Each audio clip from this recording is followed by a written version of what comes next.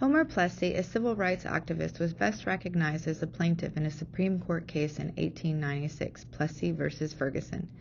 He challenged racial segregation and contested a law passed in Louisiana in 1890, the Separate Car Act, by embarking on an all-white train car on June 7, 1892.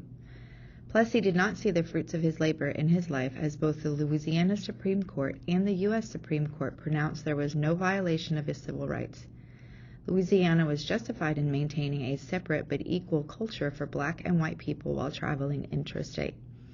However, his efforts were honored 29 years posthumously during the Brown v.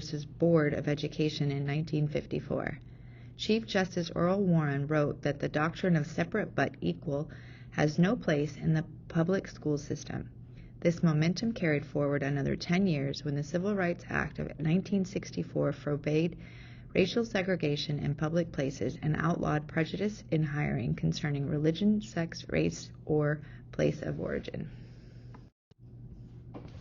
Alvarez v. Lemon Grove has a reputation for being the first successful school desegregation court decision in the United States.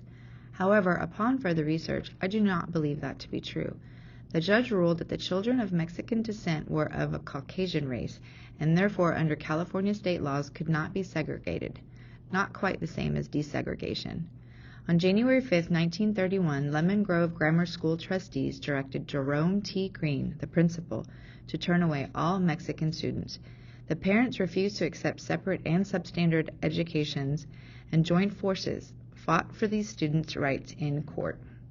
Roberto Alvarez, a 12-year-old fifth grader, was chosen to represent the students while he was at the top of his class.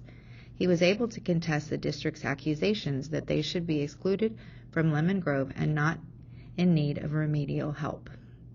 The court verdict yielded an immediate re-entrance of all turned-away Mexican students. However, the ruling did not carry over to other segregated California schools until Mendez v. Westminster.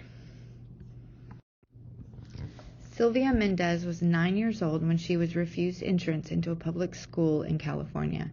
Being turned away triggered her father to file a class action lawsuit against 4 separate school districts and win at both trial and appellate levels of federal court. This case drew attention to the injustices in civil liberties all across America.